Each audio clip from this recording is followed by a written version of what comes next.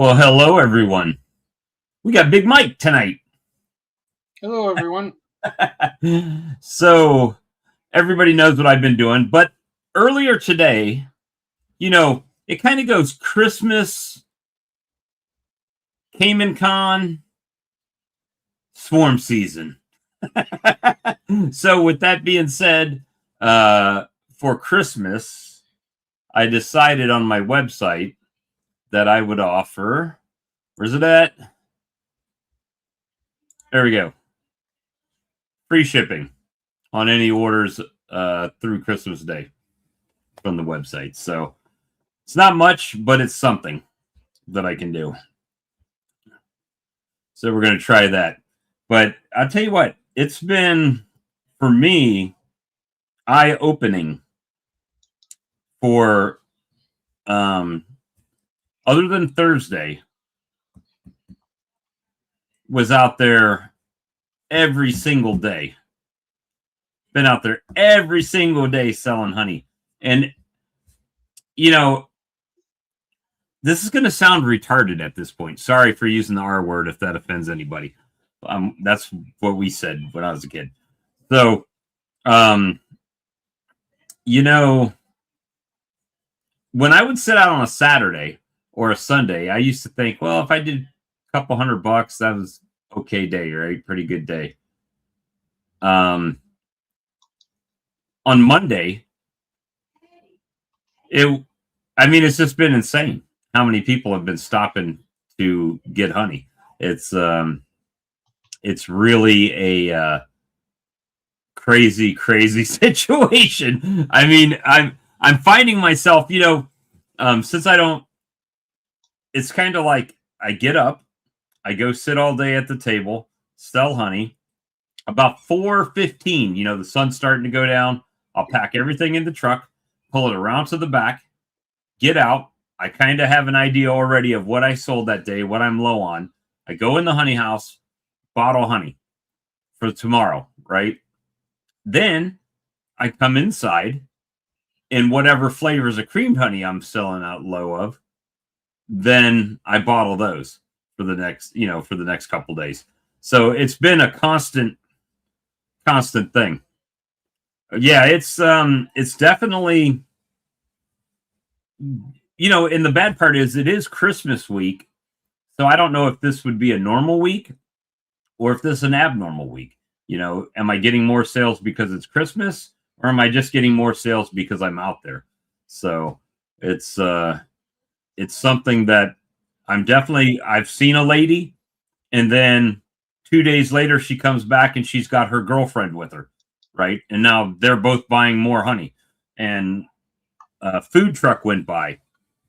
And when the food truck went by, he honked his horn and waved. He parked it up the street, got in his car and came back down. And he bought, $65 worth of honey. But the thing was that he spent the time to taste like my creamed honeys, and he was like, this is awesome. And because he owns a food truck, we got talking a little bit about that process. But he says he only works like big markets, right? If he says they move customers really fast. He says if they're not getting 30 to 50 customers an hour, he doesn't even usually go to those shows or to those markets because he needs to turn that much volume. He says so the ones he goes to, he makes a lot of money on doing those. And he suggested a few markets that I might try next year when the season comes back in for doing that. He said because he's been to a lot and he's seen honey vendors, but he's never seen any flavored creamed honeys down here. So it's it's all a money thing, DC. I got to get the money right and try to make it happen. Now, I will. With that being said, it's been a good couple weeks, but next week may not be that, right? So always trying to hold some back for the rainy day type situation. But it's definitely better than what I thought on like Mondays and in the middle of the week, and you're doing as much as you were doing on the weekends, right? It's pretty interesting. Better attention grabber. Yeah. The problem is I've been looking to possibly put one of them little the storage buildings that they bring on the rollbacks and they set in your yard. I've been looking at possibly doing one of those to use as a little store. But I don't know how the county or the would look at that. As far as if I have a retail store and it's not zoned for retail, then is that an issue? You know what I mean? Or is having something in my front yard, is that an issue? Don't know. Don't know if anybody would complain, but I mean, you'll go through in my yard, I'll go through a couple hours where there's nobody, and then all of a sudden there's 3 or 4 customers at the exact same time standing there. So it's been pretty cool. I mean, got to meet and talk to a lot of people, and I think this is definitely scalable. Just have to. There's only one of me, right? And I told my wife today I might have to teach you how to bottle this honey and to do that stuff because I find myself. I found myself today that new lemon creamed honey that I made. I sold out of everything I had at the table. I had to go back in and grab more to bring it down. Comb honey. First 2 days didn't sell anything. I've sold 5 since then, right? So it's like trying to track that and stuff has been pretty interesting. And being able to use the square reader definitely lets you see what you're selling based on different, like if it's creamed honey versus liquid honey, what sizes you're selling, stuff like that. Oh yeah, I've already done that, DC. I've already done that.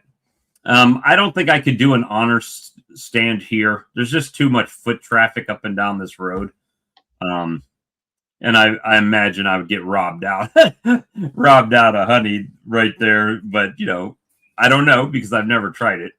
I guess I could give people the benefit of the doubt. But, yeah, it's true. I'm tracking it for sure. But it's definitely, had I known it was going to be this good doing it during the week, I probably would have been doing it much, much sooner, right? Instead of just the weekends. Because it's been really good. I mean, really good for a week. I will say, without getting, there's some people here that do markets and stuff, and this number probably won't shock them. But from my front yard, I'm 3,000 plus, I'll say, for the time from the time I started going out every single day till today, through today. So yeah, but Brian, my boss is an asshole. I had to say that because he said working for Bob isn't so bad. But I know Brad's in here. Let me get this link posted up, guys. And Mike's been on the honey sale too. He's been selling some stuff. Big quantity, man. In the drug game, they would say you're moving weight. Yeah. Moving weight. Yeah, you know what though? It's funny because as far as like my candles, I think if I were at a market, the candles would do better. They're not doing so good on the table. But to give you an example, I've sold a few of them, nothing crazy. But if like a lady bought $100 worth of honey, I had one do that yesterday. I was like, you know what? Here's the Christmas tree candle, thank you for your order. type of thing, and just getting it, doing what I can. They appreciate the free honey dippers, right? They come with my jars, so it's like they're with my jars. I get them for free. I give them away for free, and just something a little extra. And you've been going crazy on candles. You got but I'm not selling man. them. I'm just making them. You're not selling them. You're just making them. As soon as people know, you'll start selling. I got no time. What'd Brad say? I just saw him say you'll be there all week. I missed his comment though.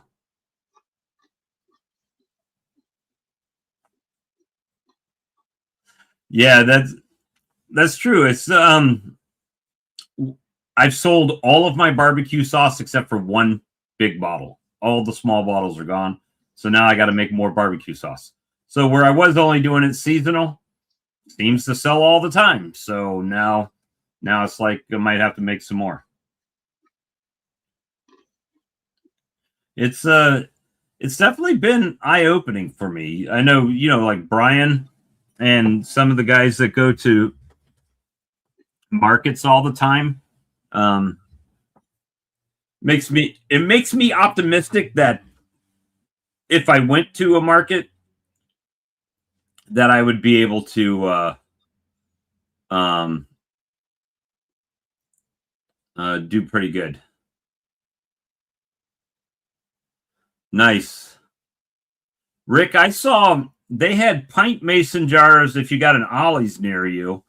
They had a pint mason jars here, $8.99 a case of 12 for the pints. So I bought a few cases then. I think I've got one case left to fill. But I've got some of my honey bottled still, and then the honey that I purchased to keep selling. I bought 3 buckets of that on Thursday, and I just put my last bucket into the warmer today. So time to re-up again already. So it's unusual for me to move honey this quick to really know what to expect. And it's weird because one day everybody will buy mason jars. And then the next day, everybody's buying 3-pounders. So it's kind of weird to figure it out. I can't go out there and say, well, I'm going to sell 6 of these and 5 of those, because as soon as I do that, I'll be out of one or the other. Oh, okay. Green and blue and etc. Okay, cool.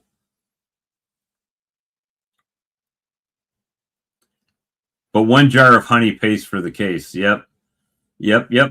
That's for sure. You should bottle Appy tablets. I got to deposit my first ever honey money. It was like graduation, like a graduation. That's good. Hey, but you've done big things, DC, this year. You've grown your apiary. You've gotten some upgrades for your honey production. I'm proud of you, man. You did good. Not that that you need my approval, but hey, I think you're doing great. It's baby steps, and I'm looking at it, and this will be year 7 for me, and it's going to be. DC's a big boy now, Russell says. So I sold my first. It's not the first one, but I sold the first bottle of Swarm Lure on Amazon. I consider it for next year today. It came through. You can probably call John, and it might cost you a few dollars. And well, he ships over a certain price. I would call him ahead of time and let him know what's going on and that you may not be able to go. DC's got a sweet honey warmer. I'm surprised Brad hadn't popped in here yet. I sent him the link, but I sent it to you, Mike. But it's been long days. I've been tired, but it's a good tired. Big Mike, I will not need an extra ticket for dinner, Joey said. Okay. Let's see.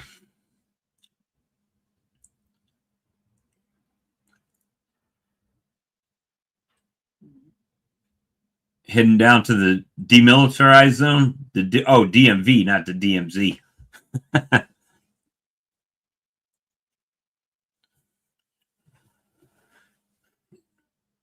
I got to figure out if I'm going to keep my cooling cabinet as a cooling cabinet or just plug it in and let it be a regular refrigerator, because it seemed to do better as a regular refrigerator than it does as a cooling cabinet, as far as not that it's not doing the job, but that the honey doesn't seem to be crystallizing like it should and setting up. Works either way, the DMZ or the DMV. That's true. You know what, Russell? That's a great question. And it depends where I have it, because in the plastic that I put out in the cooler, here's Brad, in the cooler on the outside, that stuff has not set up yet. But if I take that same honey and put it in my refrigerator in there, it seems to set up just fine. The other stuff seems to be more of a soft set. Brad, how are you? I'm well. How are you? Doing good. I heard you had a good day at sales. Yes, I've had a good week. And I thanked Brad yesterday for kicking me in the ass and getting me out there. Ooh. And I just told my wife that, and I said, I got to kick myself in the butt here soon, too. Need to go get a couple more stores. It has been quite an eye-opening experience for me. What you were saying, what you missed is you were saying your boss is a bit of a hard ass. Yeah. But you get back at him because you're sleeping with his wife. Yeah. That's true. That's true. I could say the same, right? That's true. I tell you what, it is, honey is definitely keeping us afloat right now. So we're going to keep that ball going. Yeah, you got your ears lowered. Yep. Got it shaved right in. Now next is Big Mike. Yeah, right. Dewey Oxburger. That's me, Dewey Oxburger. Dewey Oxburger. Remember? My friends just call me Ox. Friends call me Ox. Swallow a lot of regression, mostly pizzas. Yeah. But everybody, no. No, not you. So I know you had an exciting day today, Brad, after talking to you. Riveting. Totally riveting. I hate it for you, because I know that drives me absolutely insane. It shouldn't bother me as much as it does, but no, I think you're fair. You're fair game. The reason they have appointments is because that's your time. Yeah, that is your time booked into their schedule. My that they're supposed to shop phones me up and says, you know, I booked just to fill everybody in. I'd booked to have a new windshield put in my truck, and it was cracked. And this guy phones me up and says, "You got a shop I can work in?" I'll address that.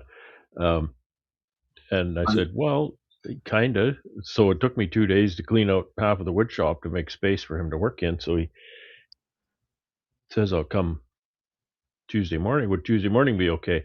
So yeah, that'd be good. And I said, I'll put 10 o'clock in my calendar. Okay, good. What was it? 2 o'clock. He phones and says, like 4 hours later, I'm 20 miles away. And by that time, I was just steam was coming out, you know. So he blew it because, had he not done that, he would have gone home with a big jar of honey.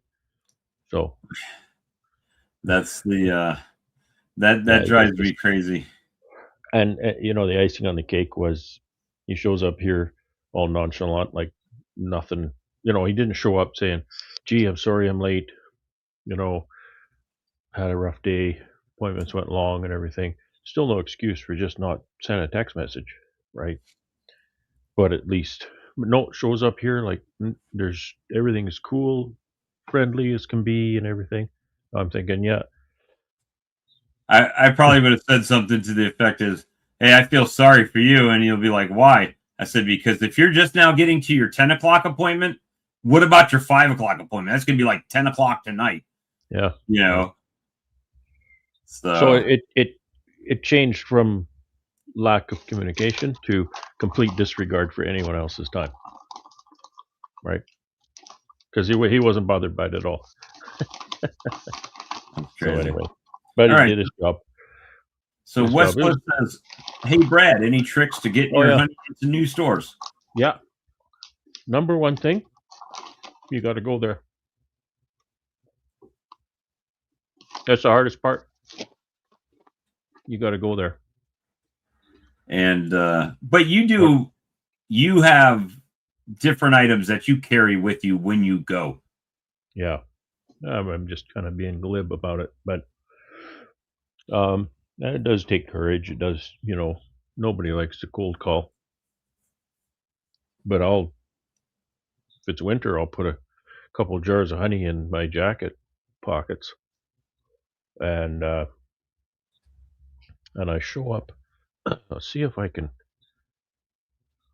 share it. Got it open here somewhere, I think. Yeah, GC like that first step, go to the store. and I mean, you know what? That is mostly as hard as it is, and it's And not I don't rocket science. and I don't even think that's that difficult. I think it's the when you don't, how should I put this? You don't have that store, so you don't really have a commitment to go there and do it other than for your own benefit of selling more honey. So something that comes up always takes precedence over going to the new store, right? Oh, like today, maybe you would have said, "Hey, he's going to be here at 10, 1 o'clock. I'm going to go over to the store and talk to this guy and try to get in that store." And then all of a sudden it's 4 o'clock, and you're like, "You know what? Just forget about going out. I'll get that some other day." And then tomorrow something else, and tomorrow something else, right? It's easy to procrastinate, my friend. I do it all the time. I never get around to it. I never get around to procrastinating. Yeah. Okay, so I found my thing that I want to share.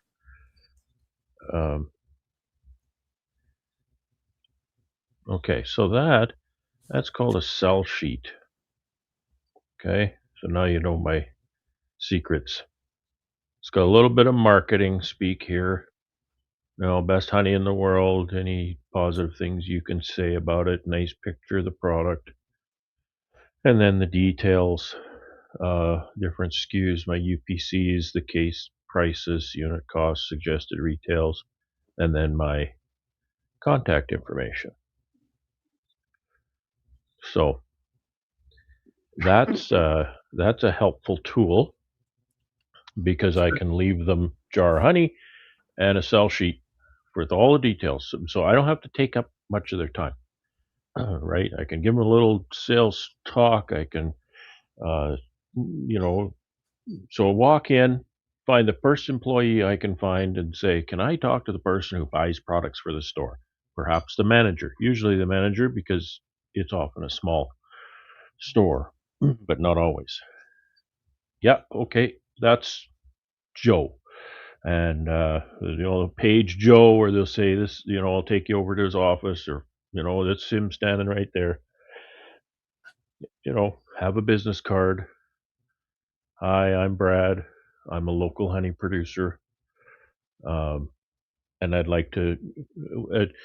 I think I think a good line to use is, "I'd like to drive traffic into your store uh, with my product," because that frames it as a benefit to the store, not "I'm asking you for a favor.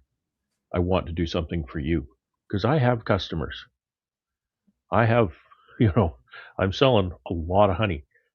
I have customers. I want my customers to come into your store. And so that's a kind of a good frame of mind to put that in. Things that I I'll don't. tell them are, if you're unsure of the product, that's fine. Everything's returnable, no issue at all. I'll do the deliveries, I'll do the pickups. If anything granulates on the shelf, I'll just replace it, not a problem. Um, I, 30-day invoice terms. I invoice by email. You can pay by e-transfer check, that kind of stuff.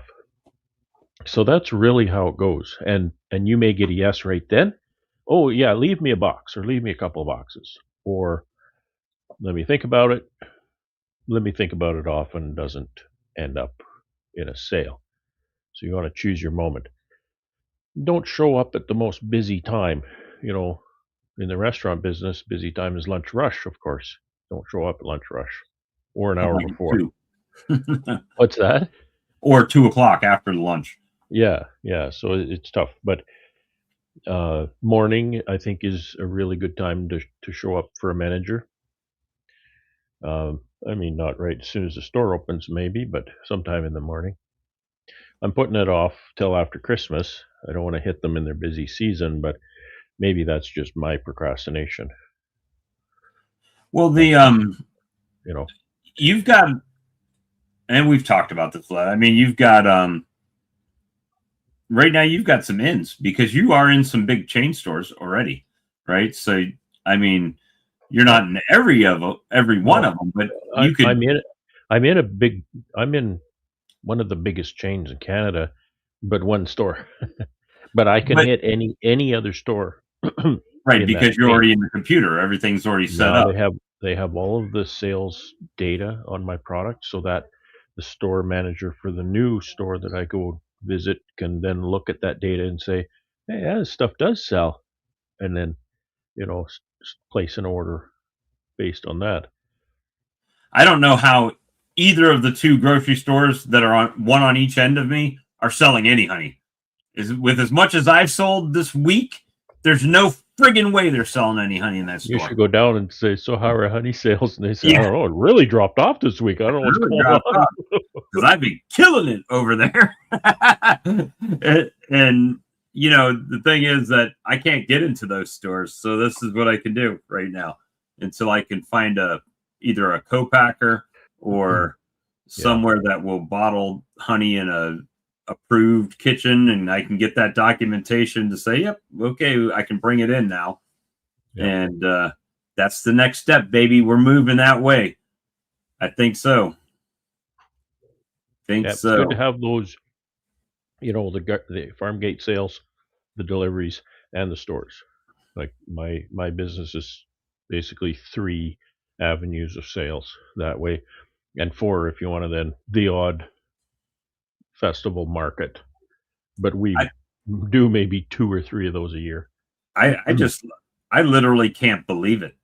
I mean, You're selling more honey than I am, my friend. Like double what I'm selling. and just for Dollar-wise. insights, these two guys message me during the day quite often, and I'll be like, "I'm at this much. Okay, now I'm at Yeah. this much, and I finish up with this much."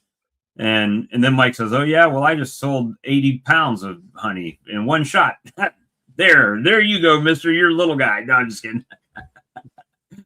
But it's Like I'll go out on deliveries and I'll have I'll have a day that's 2 or 3 times as much as Bob's day, but that's once a once a week or once every 2 weeks, right? I mean, some of the days. I mean, I've had days over $500. Right? I've had days. Most days are over 300, and I think we're averaging. I think we figured out around $400 a day. Wow. That's great. Wow. So now, I mean, but now the cycle, right? it's the, oh, now I got to fill. Now I got to do it's. So there's where I was just filling up to make sure I had enough for 2 days on the weekend. Well, I can't do that anymore. You know, it's like fill, oh, low on honey, got to get some honey. Now run into my problem. Yep. So one guy, right? It is very, and what makes it fun for me in the front yard, I have extreme periods of boredom out there, just sitting. I mean, just sitting on a metal chair, waiting on somebody to stop is boring. However, then I'll have 3 or 4 people here at one time, you know, and I think, what was it yesterday, Mike? 1:30. I sent you a message. Yeah, I'm at $30 for the day at 1:30 in the afternoon, and finished the day at $470 or something like that. Yeah. It was insane. That's how it goes. So it's just, but this road, this road, I know when I'm doing a video, seems like it might be busy. A lot of times I've got like the trucks that are cutting limbs and stuff, driving back and forth and stuff. I mean, we got people that are going by, but there's definitely people that she's like, well, I live near downtown.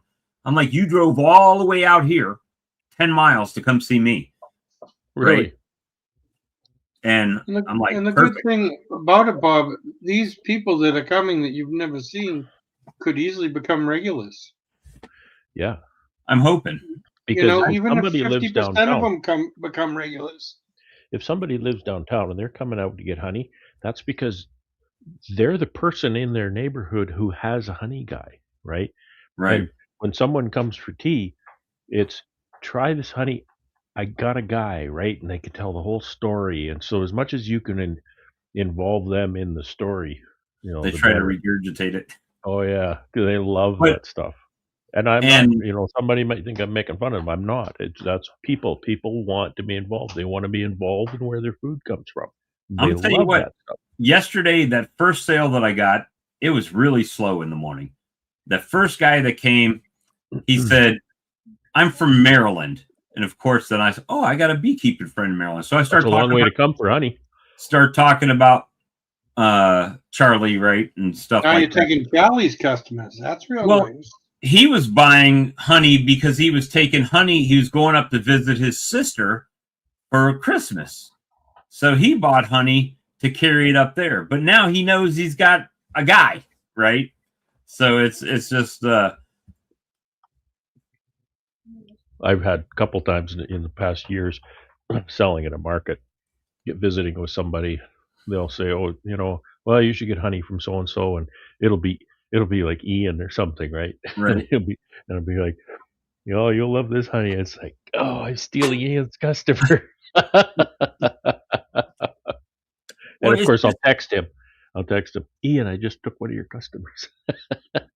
For me, talking with the people, and I had the lady today, she brought 2 teenage boys, and it was her, and they were driving Uber Eats, right?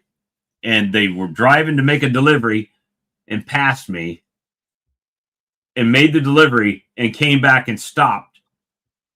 And, you know, they bought a bunch of honey. I took the boys over and showed them the bees coming in and out of the colonies, and, you know, just sitting there and talking to the people. And for me, you know, I feel like I am giving a service to the community a bit. Being right here, yeah, they're helping me and they're buying from me, but it's a trade-off, right? They're getting something for that. And just talking to them, and that's enjoyable to me. I don't sell my honey as much as other people do out here, and that's fine. I mean, I do have certain items that I have to sell at a higher price because, be real honest with you, I bought them from another beekeeper, so now I have to flip that, right?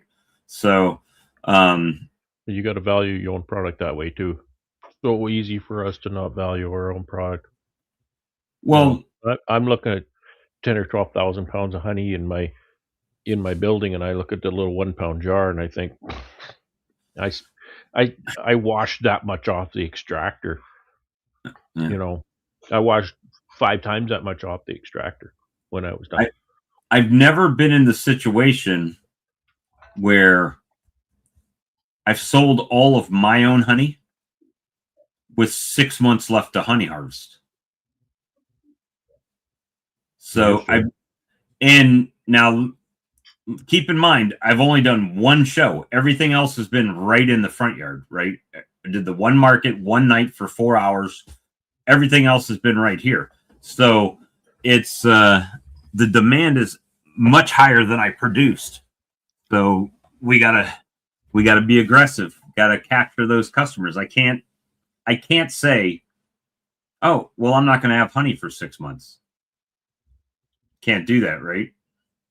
So I'll source the honey and keep them going. And then when I harvest, I'll be like, hey, look at the new fresh honey. You know, I'll tell you what sold the lemon creamed honey a lot is when I showed it to them and let them taste it. I was like, and I just made a brand new batch. It's fresh, right? Fresh. It's same honey, but this is a fresh jar that I just made last night, right? And well, give me 2 of those. I love it. I was going to say though, with pricing, you got to remember supply and demand, and don't go against that, right? If you're selling, if your honey's just absolutely flying off the shelf and you can't keep up, and demand is twice as much as supply, you need to put the price up, right? You're leaving money on the table because that's how it works. It's supply and demand, and there's nothing evil about that either. You're running a business. You may be running a nonprofit where you want to give the community all the honey they can absorb. If that's your goal, that's fine. Dean said he was trying to sell out a place, and a guy came in and had honey for $5 a pound, and he just turned around and left. Yep. Yeah, and I tell him, like that bourbon vanilla creamed honey that I did, everybody really likes it that's tasted. And I tell him, I said, do you like vanilla? Oh, I love vanilla. Well, let me tell you this. I said, this is not your everyday vanilla off the shelf. You go down to Whole Foods and 2.5 ounces of this flavoring that's in here is $18, right? I'm building the value in that product by telling them, look, I don't use cheap ingredients to make this, because if I do that, you might as well just get it from the grocery store, right? Taste this sauce, right? Yeah, you can get cheaper sauce at the shelf, but it's not this sauce. They're not stopping, they're not stopping by the roadside to get cheap. It's quality. It's unique. Being part of the story, and quality ingredients, quality products. Well, if this honey tasted good, buy it all and sell it for $10, Jay said. That's it. Yeah, buy the whole table and take it across the room and double the price. Dean, you know what? I don't have that problem here, man. They don't buy necessarily every single thing, but if I can get them to taste it, they may or may not buy it, but it's in there. Yep. It's in there, and maybe they only came with $10 today. Something I noticed doing some markets. If you can get a market that has an admission fee, sometimes they'll have a couple bucks admission fee, maybe $5 to get into the market, and that's going to be a big market. That's the one you want to go to, because people are motivated. By the time they get in the door, they're already invested in this market, and by cracky, they're going home with something. Right. And that something might be your something, right? And there's no tire kickers at a market that has an admission fee. They're all there to buy. Our markets are social gatherings. Yeah, see, and that's like a lot of people have suggested, well, why don't you go to the flea market? Because that's not my customer.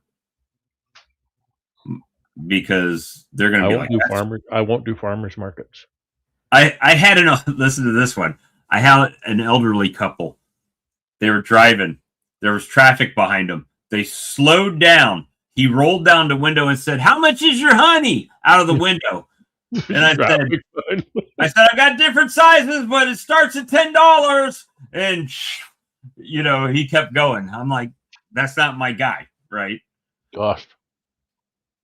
Yeah, the first question is, you haven't even seen it. You haven't tasted it. You want to know the price? It's not your customer. Yeah. And then I've had people show up here that you would think, it's weird. I try not to judge anybody when they show up, but some people will come and their cars are like just falling apart, and you can hear them coming down the road when they get into your driveway. Then they stop and spend $85 with you, right?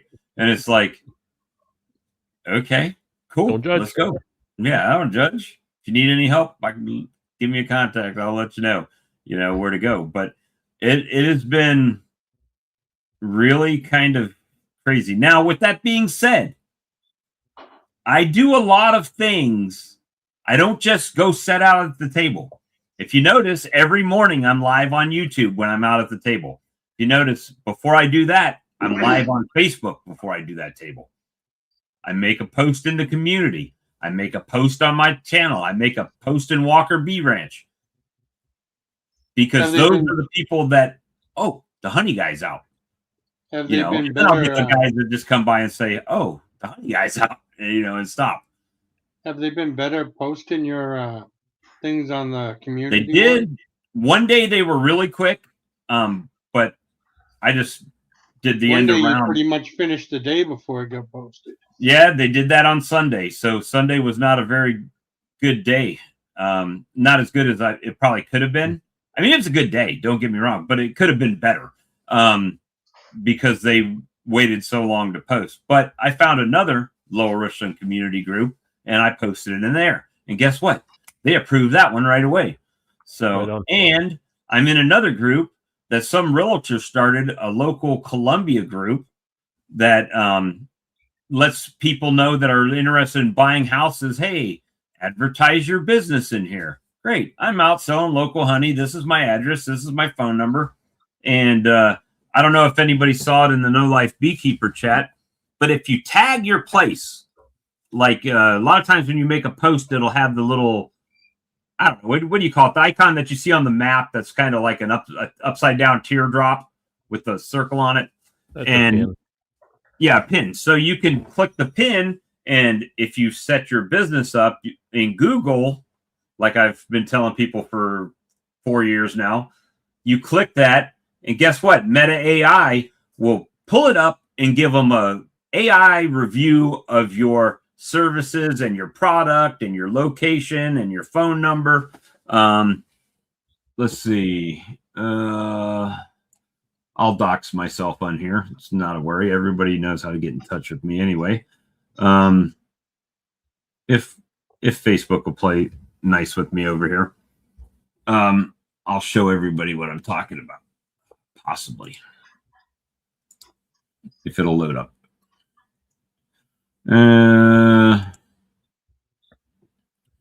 And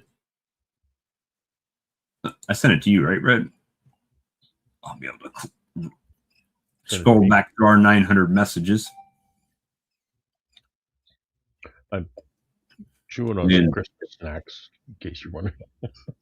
Chewing on some crystal meth. Christmas snacks. Oh, Christmas. Yeah. You know me very well. All right, here we go. I'll read what it says. I'm that guy that thinks that crystal meth comes from a jewelry store. I guess some jewelry stores it might. I don't know. So when you put the pin on there, and it'll say, "Where is Walker Bee Ranch?" and you click it, and it says Walker Bee Ranch is located at 2421 Lower Richland Boulevard in Hopkins, South Carolina. You can reach them at my phone number for pricing, hours, and directions. It says they're open daily from 10 to 7 because that's what I put in Google, from 10 to 7. And here's some of what the reviewers had to say. Excellent customer service. Yeah, and that was one of my lives from the YouTube or from Facebook the other day, right? So it says Bob, the owner, is known for being friendly and knowledgeable about bees. High quality products. Reviewers rave about the delicious honey and other bee related products. Bee enthusiast community. Walker Bee Ranch seems to be a hub for bee enthusiasts, offering a welcoming space for people to learn and grow. If you're interested in visiting, blah, blah, blah. But this all came from Google, right? So if you don't sign up and claim your business on Google, that is number one.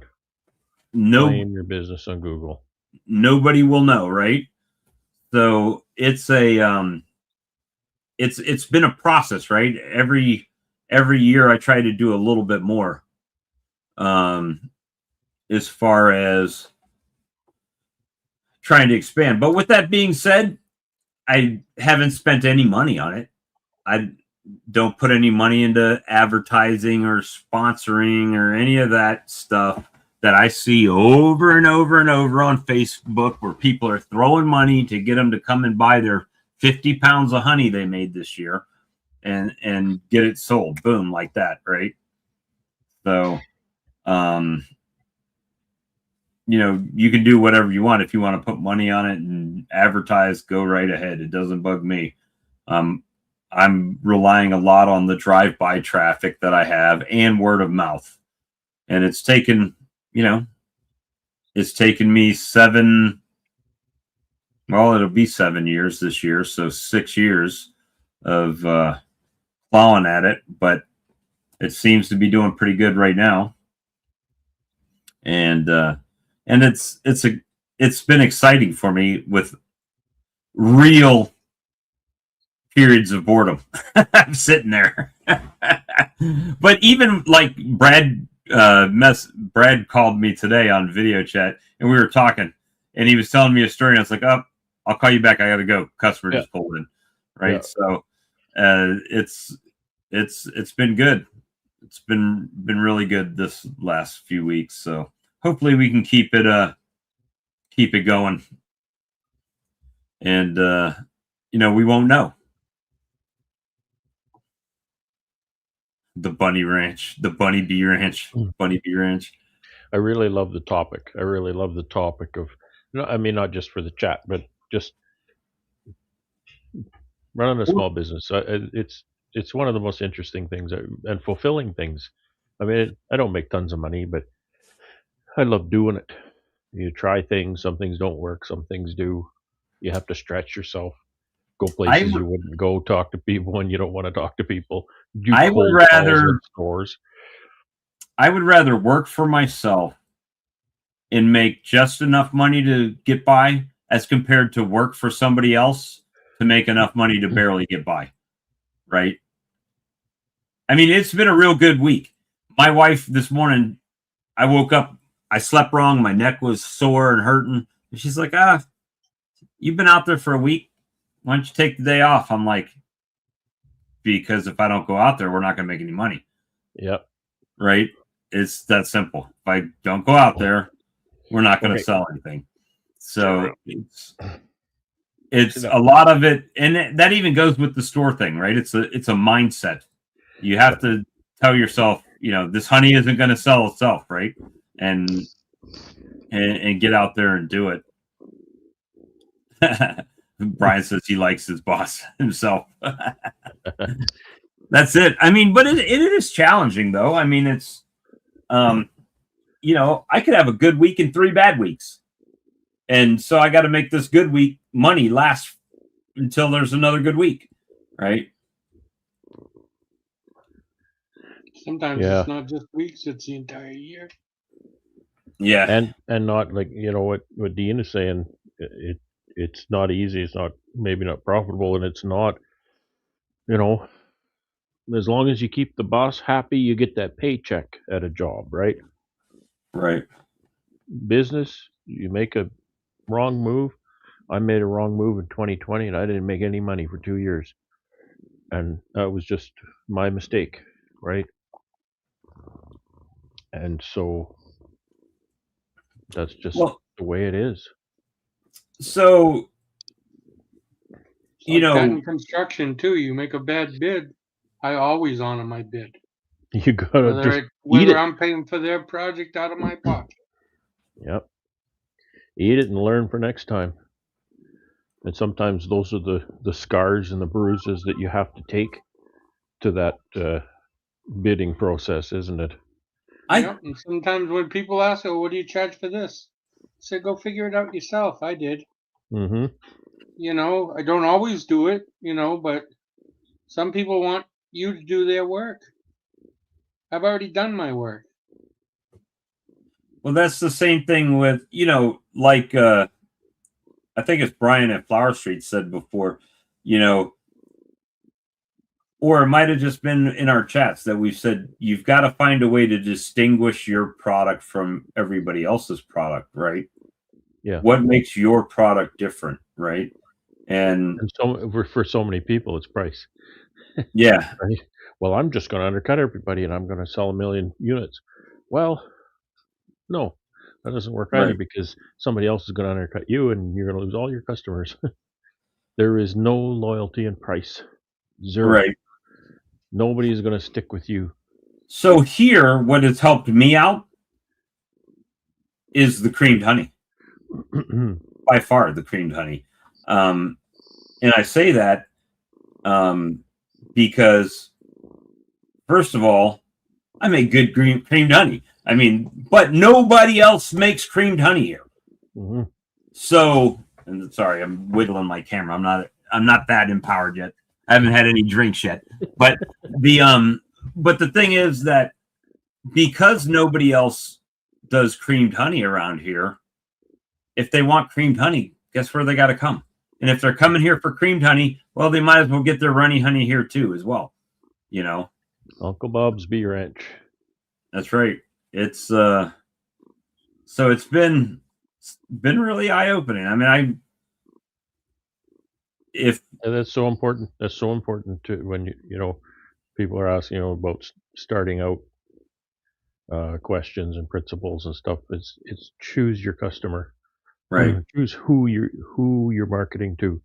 If you don't market to somebody, if you market to everybody, you market to nobody. Well, let me tell you a quick story on that one. And So, don't be afraid to walk away from somebody who is not your customer. That's why you have to decide who your customer is. You know the gentleman that I said left his money in the back door and when he wouldn't see me out, but he comes like every time he sees me and buys a bottle of honey. And he was asking me, he stopped by yesterday and he was asking me about combed honey. And I hadn't sold any. And he's like, "Well, how much is your combed honey?" I said, $20. He said, "Oh, that's probably why you," I said, I haven't sold any yet, right? It's new out here. And he says, "That's probably why you haven't sold any, because it's $20. And he left and I sold 5 since yesterday afternoon. So exactly. Don't let that get you down. Hey, it is what it is. Maybe it's too rich for you. I understand. You don't have to buy it. Are you running a business or a charity? That's what you have to keep telling yourself. Am I running a business or charity? Is it my obligation to make sure that customer gets the product for the price they want to pay? It's not. Unlikely Beak, I've got a creamer, and I use powdered flavors because I don't want to add any kind of moisture. Trying not to add any moisture back to the honey at all. I think I've been told in the last 10 years, I think I've been told 3 times. I want to say 3 times because I want to be truthful, but I can only remember 2 off the top of my head. When someone asked me what the price of a pail or something, and 2 or 3 times they've replied, "Well, I can get that pail from somewhere else for less." And I just say, make sure you don't lose that guy's phone number, Right. because he's your honey guy. I'm not. Right. Well, and that's the difference, right? So right now I'm at, I'll call it a growth stage, right? I know how much honey I could sell before because it's everything I made, right? Last year I made 1,250 pounds. I sold 1,250 pounds.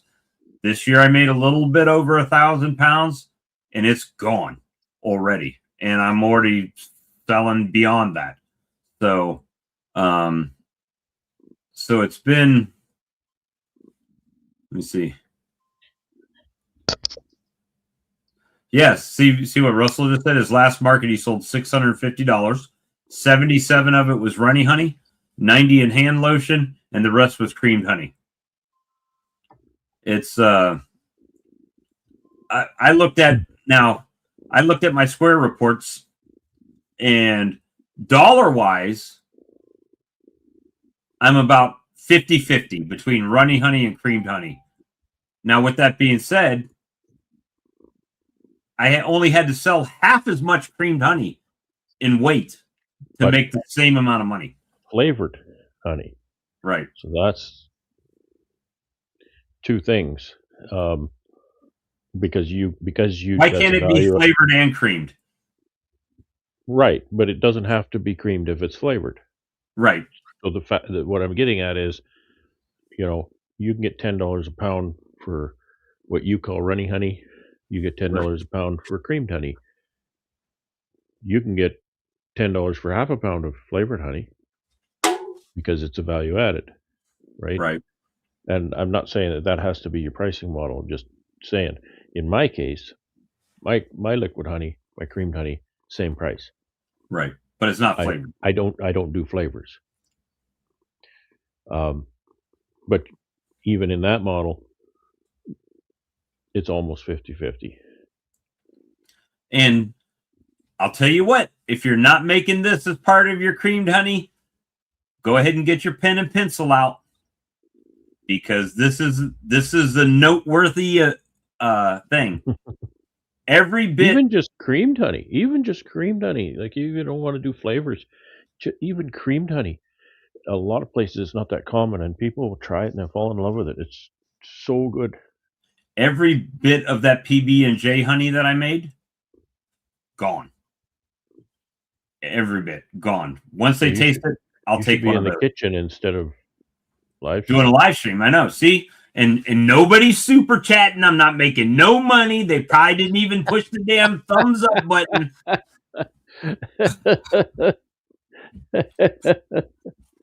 We got 8 likes on this video. 8, yeah, 8, and there's 63 people watching. But hey, I can tell you this without even looking. 62. Somebody just got tired of your. Got tired of my crap and left. But I'll tell you this: I guarantee there'll be 2 thumbs downs. Every single video, there's somebody, some Weisenheimer out there that's like, I don't even think they watch the videos. I think they just don't like me, and that's a thumbs down. That's a thumbs down. Yeah. Whatever. I don't care. Well, thumbs down is still engagement, so it does work for you still. Yeah, but when you look at your analytics and it says likes, and it's like 87%, and you look at it and there's 2 thumbs down and everybody else liked it, it's just like crap. Well, I guess I couldn't say everybody else liked it, because like you said, we have 62, 63 people watching and only 8 thumbs up. So, it's the easiest way of complimenting the channel. If you're not going to financially support it, you can at least push the damn button. That's free. Look, and we're not talking about Cayman Con for 4 hours every stream. So there you go. There's that. It's worth a thumbs up for that. Can you do it twice? Huh? Yeah, can you do it twice? Can't do it twice if you try it, unlikes. Yeah, see, and Brian, I think the thing is with what I'm noticing, and this is just me, because I'm not at a market. I do sell like some board butter, but it's not like just blowing off of the shelf, right? It's You've been selling it for 10 days. Well, you know what I mean. But being out here with as much traffic as I had, but still, you'll sell 1 or you sell 2, and it'll go months. It could be a year. Keep on it, and then somebody's going to talk to somebody, and then somebody's going to say, "That's what I need," and then somebody's going to say to their group, "Hey, I got a guy." You're not going to be able to stop it after that. That's the no. there's always a balance because there is such a thing as beating a dead horse. Well, you know what? I may have opened that can of worms because I've got I don't want to say this. She's an elderly lady. I'll say it that way. But she's in I don't know what you call it. Is it a horticulture club, or it's where they grow flowers and you know what I'm talking about? Sure. It's I don't think it's a gardening club, but they do flowers, whatever. The flower club. And she brought one of her friends who's also in the flower club with her back after she bought the first time. And she said, and this made me feel good. She said, I didn't even get to eat that honey. I gave it away to a friend of mine before I ever got it home. So she came back. And when she came back, she brought her girlfriend with her. Right. So now there's two of them. So it's been interesting. So analyze that. She did not bring her friend to get the most delicious honey she's ever had. She never tasted it. Well, she tasted my sampler. She tasted your sampler. And then she bought it. And then before she got home, she had given it to somebody. Was it just a plain liquid honey or something? No, lemon cream. Oh, it was the lemon honey. Okay. Yeah. So you'll get a cult following on that stuff. It's been pretty amazing. Merry Christmas, trolls. There's another troll. It means we're doing things right. The other night when we were talking I said there was a powder starter for the cream honey. Mm-hmm. It's Dayton that has it. Dayton, not Better Be. I put a link in your inbox, Brad, and in the private chat. I don't know if that's something you want to share or not. I might have to check that out. But at this point, I mean, I even added more honey to that because I thought, in my infinite wisdom, I got enough creamed honey. I've been toting these styrofoam things around for a year now. Every time I go somewhere, I pull them out, put them in the truck, pull them out. I'm down to 4. Not including the 2 that go on my table that sit there as the display with the jars in it. I've got 4 left. But that's 2 cases out of a lot of cases of it. So it has been very, very interesting for me to figure it out. And I'm one of the guys that, hey, don't put that penny in that light socket. You're going to get hurt. Oh, yeah? You know, sometimes I got to do it and experience it before it happens. But no, everybody else gets hurt from doing that because they've all done it wrong. Right. I'm going to do it right.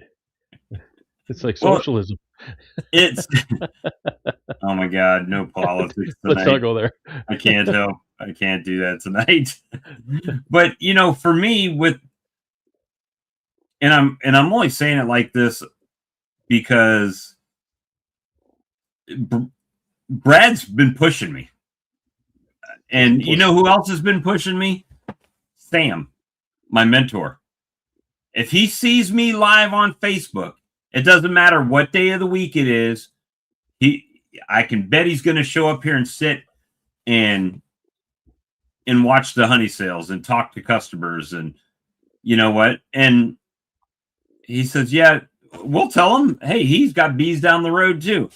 And then he'll say, but I don't make near the honey that Bob makes. You know?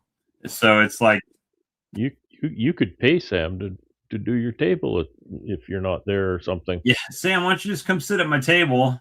Sure. And I'll give you a cut. But I mean, it's for me, it's absurd. I mean, it's almost obscene for me. And Sam was like, yeah, because we don't want you to go back to work, right? And he showed up offering to give me money to buy honey so I could keep selling honey.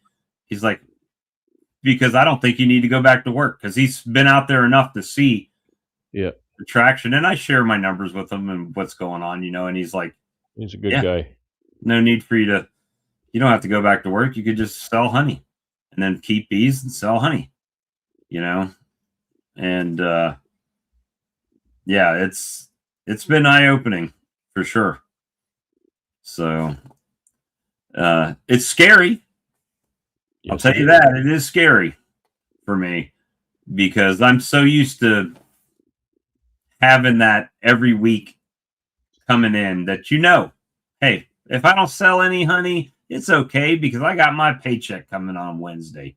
But when that paycheck is gone, now it's like, oh, snap. I got to get out there and sell honey because I don't know when my next dollar's coming in, Yeah. As long as the fear instigates action and not some kind of debilitating depression or something. Right.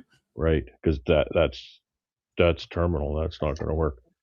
So that fear, the fear of not making the sales, not making the numbers, that Yeah, can be a and driver. it's so weird for me because, and I hate to keep using that same word, but for me, it's strange. It's something I'm not used to, right? Even when I had a table, yeah, I've had great days, but most of the time I can figure to be two to $300 on a day, usually 200, something like that. And with that being said, if it got slow, I didn't sit out there the rest of the day. It gets slow, I made a couple $100, go back in the house. If anybody stops and they want honey, I can still get it to them. Yeah. Like yesterday, when it was 1:30 in the afternoon and I had only made $30, I said, well, it just might be that day. It might just be a bad day. And it ended up being damn near the best day I had out here. So it's like, yes, I used to sell nukes and I used to sell queens. And I stopped when I had a big die off because I started trying to rebuild my own apiary up. And, but yes, I've sold nukes. But I haven't ever collected like prepayment on nukes because I didn't want to be beholden to having a nuke for somebody if I couldn't create it. So typically what I would do is create a nuke and then I would post up, hey, if anybody needs nukes, I got some, right? Or I got 5 or 10 or however many I had, and then kind of sold it that way. It's just the problem that I had with nukes is, first of all, having my queens come back mated, or coming back would be nice, even if they weren't mated. If they would just come back, at least we'd know. But we had that problem, but it makes it hard. And Brad, you've had that issue before too, where like you've sold nukes and things didn't go as planned over winter, and then you're like, but I told this guy he gave me money for a nuke. I got to get him a nuke, right?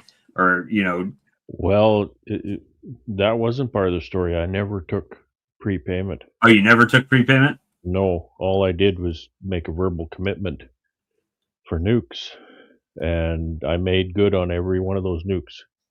But I had to buy most of them, and some of them I paid more than I was selling them for. So it was a negative game, but I gave him my word that I'd get him nukes, so I did.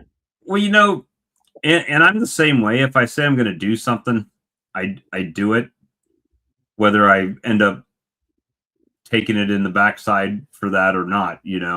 The problem that I find is that sometimes people that tell you, hey, I want 6 nukes from you in the spring. Great. I'll make sure you have 6 nukes. So I do what I have to do to get them their nukes. And then you call them up and say, hey, your nukes will be ready on this day. Oh, well, I bought it from the guy down the road because they were cheaper. Right. And then later, that same guy will call me up and say, hey, I'm having this problem. What should I do? You should call the guy you bought that. Call the guy you bought your nukes from. That's exactly what I told him too. He's like, oh, I thought we were friends. I said, I did too, until you stuck me with $600 on nukes. Yeah. Right. If you're willing to screw me, don't call me later. That's how it is. There's a question over there. Which Do one? you make your own seed for creamed honey or buy seed? And I want to make a comment on that for those that are unfamiliar with making their own creamed honey. You should really only have to buy seed once because there's nothing magical about seed. It's just good creamed honey is all Right. it is. So you buy some seed, make a batch of creamed honey, save some of that aside for your seed for your next batch, right? And then it's like sourdough starter, right? Right. You never use it up. So you And know that's what I you got. don't. And I think just kind of the conversations I've seen, there's some are under the impression that they need to buy seed every time they want to make creamed honey, and that's not true. Well, yeah, for me, I did add seed this year, even though I didn't want to, because my honey was not creaming like it should have. Hey. So I did add some this year, but Well, and sometimes you need to add more seed than others, depending on the nectar source and moisture content and whatnot. Sometimes they say add 1 to 9, 1 seed to 9 liquid honey. Sometimes you got to add more. well, what I've been doing and it's worked well so far is I never pump my creamer all the way down, which is why like what Mike Berry was on Joey's, and I was kind of sharing with him that he's mixing the flavor right in the creamer. Like he's only doing regular and cinnamon, which is fine, whatever you want to do. But in that situation, because you flavored it, you have to pump all that out because you now have to clean your creamer to make your next batch, right? Yeah. So for me, the way I do it is the only thing that's ever in my creamer is honey that's creaming originally, and then I section off what I'm going to flavor, and then I flavor that and batch it. And I've even gotten a little bit wiser in my old age with that. It's because I'm using that KitchenAid mixer to flavor the creamed honey. What I was doing, younger, like 1 month younger Bob than right now, was 1 month. Was mixing it in the mixer, putting it into a gated pail, and then using the gated pail to fill my jars. Yeah. Right? Why? Because everybody uses a gated pail to fill their jars. That's why. That was the process. You take it from here, you put it in a gated pail, you fill the jar. I don't do that anymore. I take the mixing bowl, that's this big mixing bowl that I've just flavored this creamed honey in, that has a nice handle on it. And I take the jar and I start tipping the creamed honey, and it comes out in a nice flat ribbon, and I fill it up. It does a little ribbon up to the top. I tilt it back.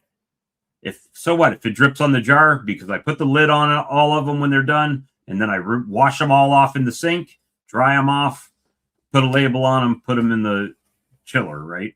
I'll warn you about that. And everybody, if there's honey on that jar when you put the lid on, the honey will absorb atmospheric moisture and it'll turn black. So Turn black? Open the jar and you'll have black on the threads of the jar. Really? So yeah, if it's not clean and you put the lid on, it'll turn black. Ask me how I know. So I haven't had that happen yet. Yeah, you need to. It takes some time, but you need to clean Well, the I'll tell rim you of what the I do jar, have. like the top rim and the threads. When I set that honey on the table, if there's even a skosh of anything that the bees think might be sticky, they'll sit right on that jar and stick their little proboscis up in there and suck every little bit for of it you. out. Yeah, for sure. I've never seen so many bees eating like honey barbecue sauce and eating lemon creamed honey. They've been eating it. So a little confused on what the seeds do what to it. So the seeds are the crystallization. And because the seed honey, which is just creamed honey, as Brad said, it's really fine crystals. And if you add that to regular honey that has no crystallization in it, it takes the crystal size of the seed. Right. So it's just called seed because it's the beginning. Starter. It's the starter, right? But there's nothing special about it. Once you make your batch of creamed honey, then you can portion some of that creamed honey off as seed for the next batch. There's nothing special about it at all. You don't have to buy seed honey.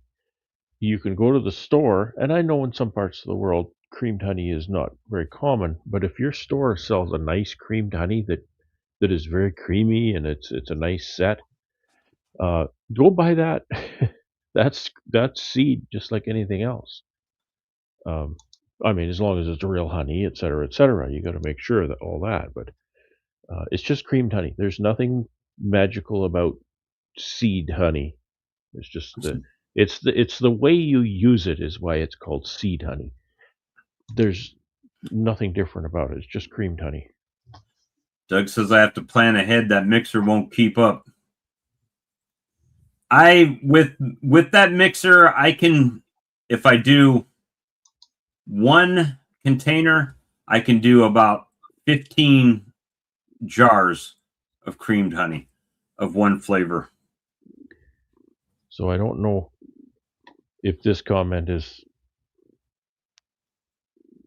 a disagreement with what I just said. If it is, elaborate, and we'll discuss that. Not a real seed? Oh, maybe he's talking about not like a seed type. I don't know. I don't know. I don't know what that comment is in reference to. Call it starter, right? Starter. They should call it starter. Actually, you don't even have to buy it. I mean, I'll tell you this: if you buy it off of a bee supply store, they're going to call it seed. And they're going to charge you. If you go to the grocery store and buy it, it's going to call cream honey. It's called honey. What I wanted to make was calling it seed or calling it starter has nothing to do with the honey. It's creamed honey. Right. Calling it seed or starter is meaningful as far as what you're going to do with it. If you're going to put it in your tea, it's creamed honey. If you're going to make more creamed honey out of it, it's seed. Right? It's the same honey. The product is the same thing. It's just a nice creamed honey. Go find a nice creamed honey that you like and use that for your seed, and you should only have to buy seed once.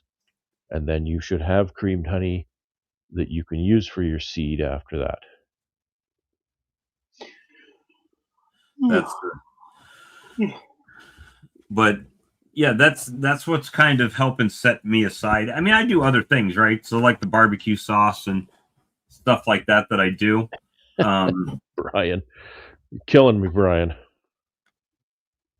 It's seed honey if it says so on the label. I'm surprised Doug hadn't popped in here yet. And if it's just good creamed honey, it's not seed. You can't use it for seed. That's what people selling seed want you to believe, but it's not true. Let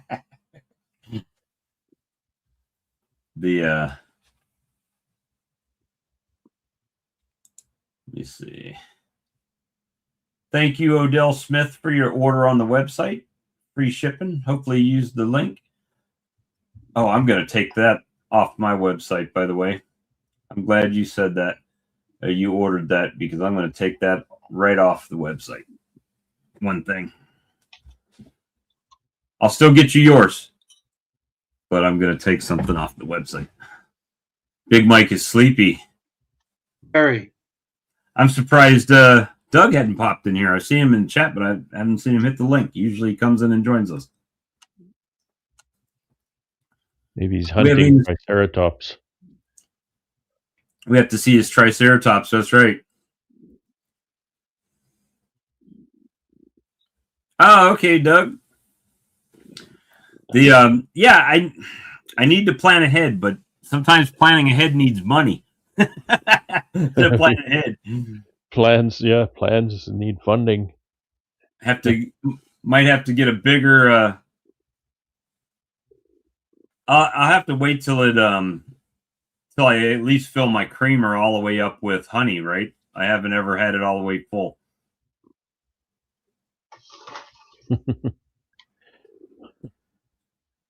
Let's see. Mark didn't know it came from seed. He thought it come from flowers. Well, flowers come from seeds, Mark. Oh my You know God. You guys are messing with my head tonight. It's not politics, it's psychology. that. That's a paradox. That's a paradox is what that is.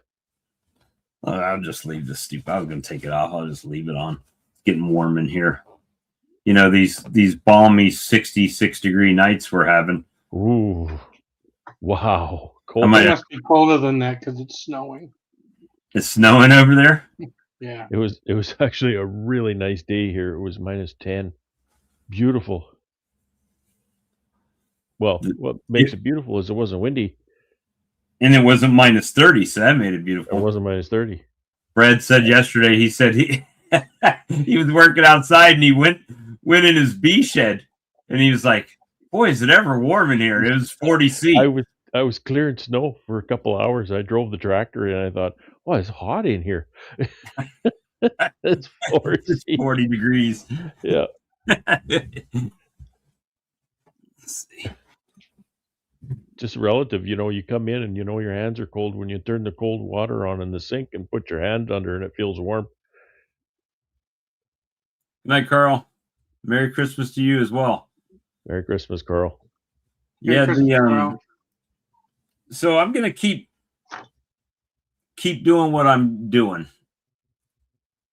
I mean, until it gets to the point that either it rains, I'll be like a construction man. It's raining, I'll stay in, or I'm going to have to blow up Amazon here in the next little while, maybe tonight, start ordering some more stuff because it's miraculous when you sell stuff, you have to order more stuff to replace it.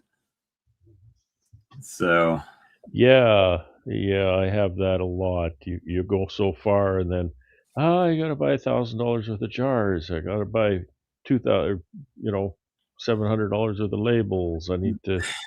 I need 1 pound jars. On and on and on. And last time I ordered from Gamber, they charged me a lot in shipping. How far is it, Bob? To what? Gamber. From me? Yeah. Probably 9 hours. Oh, that was Charlie that it's close to. Yeah, it's close to Charlie. So that would be one reason why I wish I was going to Cayman Con, because if I was going to Cayman Con, somebody would have bottles there, right?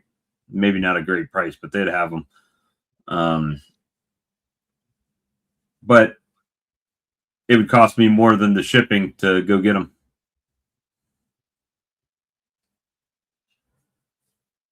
Yeah, you see that? Russell said, I worked at an ice cream factory when I was going to college. Their big freezer was -40 degrees. He says, when you stepped out into the 10 degrees Fahrenheit, it felt like a heat wave. Yeah, it would. It would. Boy, it's never nice out here. The last freezers were cold.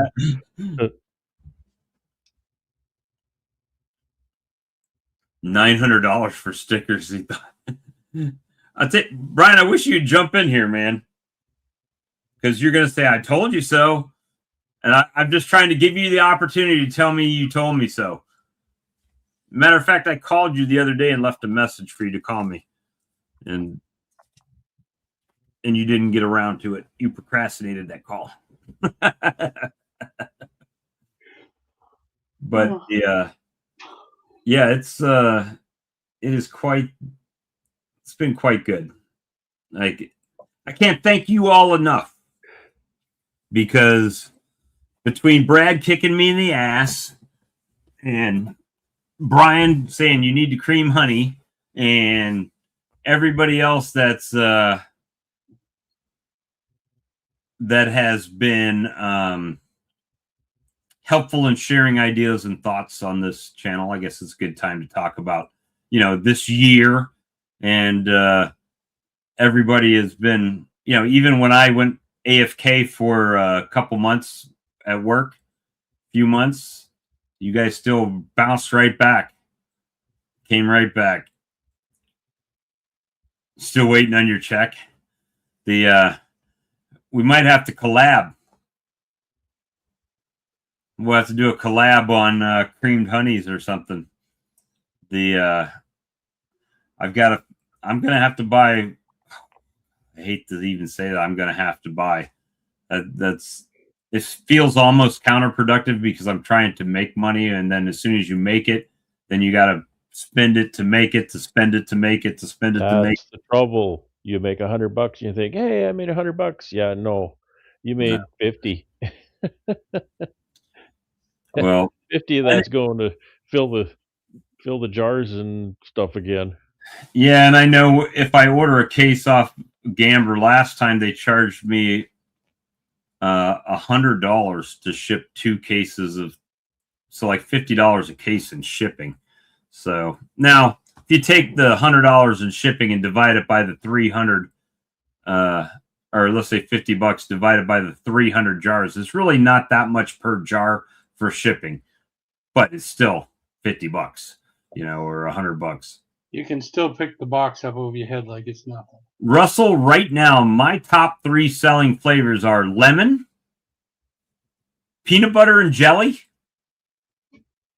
That one still perplexes me, I know, but the little girl got me started doing it, and I sold every bit of it out. And people are really liking the bourbon vanilla bean. But other than that, if I take the new 2 off, it's probably lemon, strawberry, and blackberries kind of making an imprint there. My wife loves your strawberry honey. I thought it was going to be cinnamon. I got so much cinnamon creamed honey right now that I might have to start giving it away. Surely. Hey, Kelly. What's going on, Charlie? I've been nursing my back. I filled my honey tank, and I think dumping them darn pails. You quit doing that to your girlfriend every night, and your back will get better. Dude. I don't know. Either that or I was using the hand truck and pulling. I think he was practicing his dance moves for Cayman Con. Yeah. And tossed his back out of whack. I thought I was going to be in traction. I fell down cement stairs yesterday on the ice. Was it on your camera? No, it was in the city. No last year video. you said, was it a couple years ago, you sent a video of you Yeah, my down. camera. No, I was right at the top. I took one step and I just did the whole feet straight out thing, and bam, a big sack of potatoes on cement That step. knocks the heck out of you. Oh, I was, and it was all these apartment blocks, and I yelled the F word really loud. It just echoed through the whole street. I lay there for quite a while. I wasn't sure if. I thought you jumped right up and said, that didn't hurt.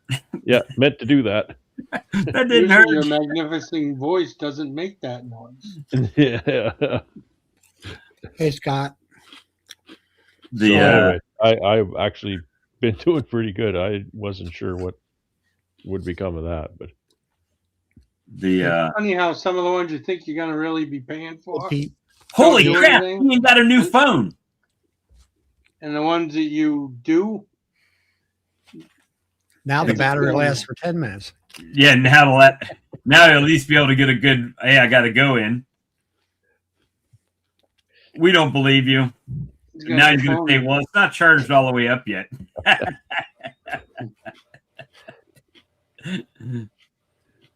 No, that's good news. That is really if I'm good. moving around or whatever, I'm fine. I feel pretty good. But when I sit and inflammation builds up, I got ice on it now. And it's like, anything. If I stand in one place for a few minutes, it's like I turn into Tin Man. Everything rusts up. We had mid-60s again today. Yikes. That was kind of like what it was here.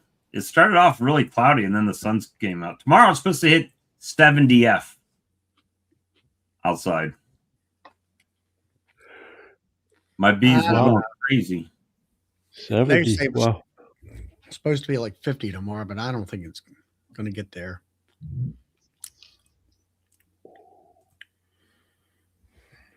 falling would be like the pool elevator tipping over. What's the pool elevator? Yeah. Well, it's the big giant building in the prairies. Doug, do you do flavored creamed honeys, or just regular plain creamed honey?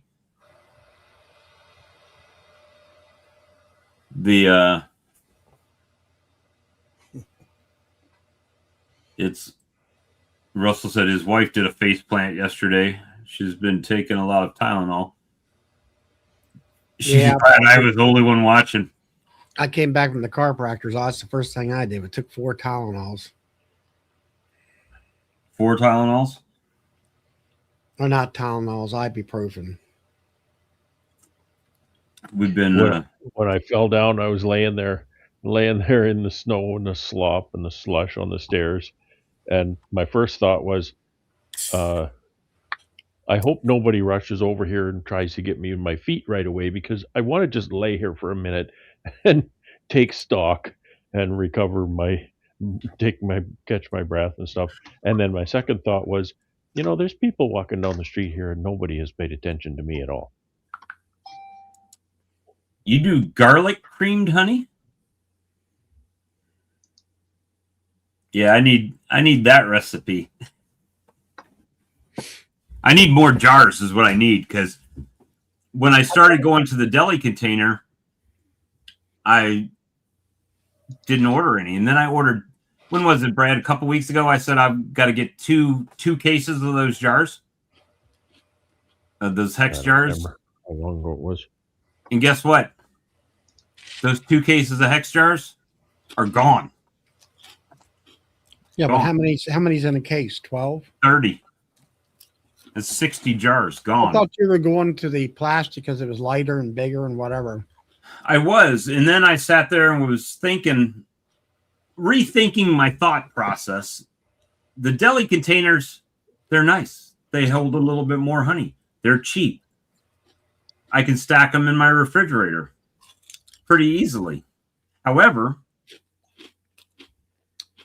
how many do I need to take to a table to set them up where people can see everything?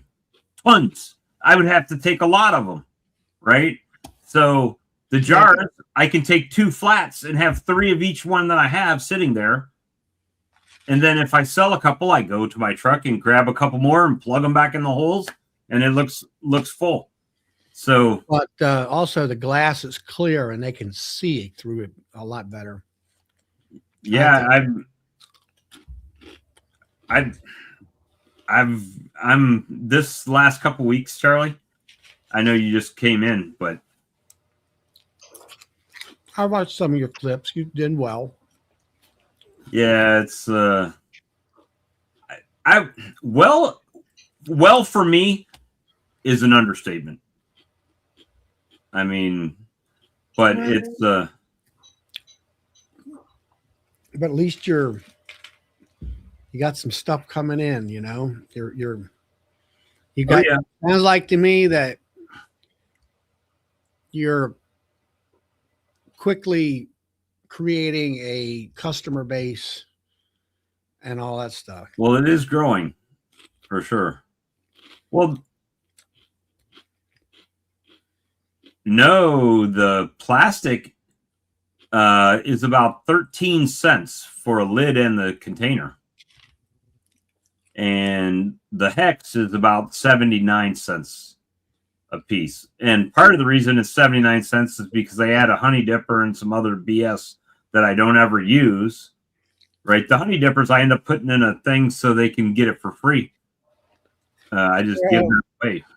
But do they just come up and buy? They don't care what it looks like, or they are looking at it? Or do you have to give them a taste and then that just kicks?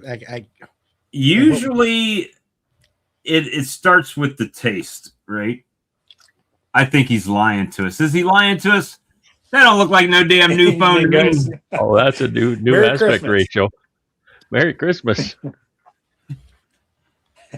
Merry Christmas, sir. Yeah, I should be good and battery now. Well, I have You got- 17%, but I should be able to last a little bit longer. Well, he's got 16% more than he normally has when he comes on. He gives us the last 17% of his battery. That's a good sound too. It's good sound off of that one. Oh, good. Yeah, You that know, if other you phone get I one had, of I these- love that phone. That mini, If you I get- told the lady when I bought this phone, I almost cried. I shed a tear because that phone just fit in my hand perfectly. That little mini, and this thing is a big awkward damn thing. I don't know. I'm not getting. Oh, used I to know it what he yet. got then. He got the 17 Pro Max. My new phone is huge. Is it like that, Ian? Like Brad's? This is Yeah, a 16. I have. The 16. That's what I got. That. It's a 16. 16. I got I got my last 3 phones here. What's a 16? Is that a Apple or is that a Android? I traded my old.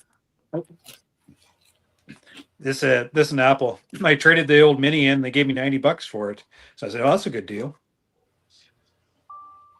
and then they charged I you don't know why they wanted it. $1,700 for the new phone. Added that $90 to the price of the new They one. charged $1,700 for the new phone. That's a great deal. I only have to pay on it for 36 months. That's what mine. Yeah. That's what mine deal is 36 You need to months. get one of these, Ian, and plug your phone I into it. pay. Unlimited battery for backup charger. Yeah, I should do that now. I can.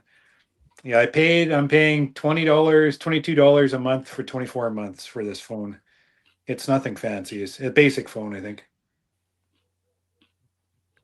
Basic. That's How's the everybody Pixel. tonight?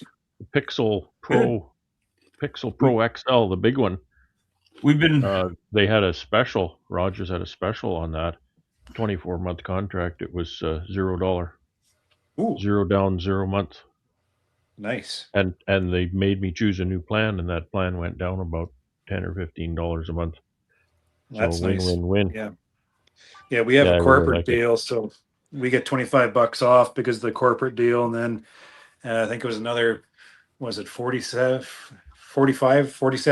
for the plan? So it wasn't too bad. we've been talking honey sales tonight. Oh yeah. I've been out in my front yard. I don't know if you ever see my little lives that I do, the front yard.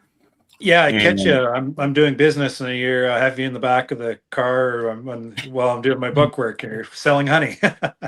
Just in my front yard over the past 7 days, in excess of $3,000 in sales in my front yard. Good for you. That's very strong.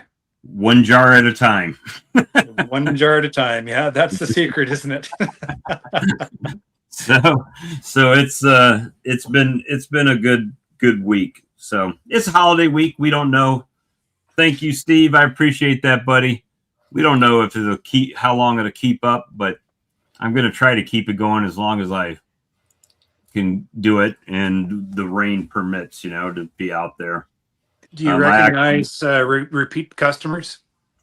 Yeah, a few repeat customers, but I'm getting, and it's kind of weird for me because I'm getting like let's say an old lady comes and she she's like, she buys it. We've talked about this, Bob.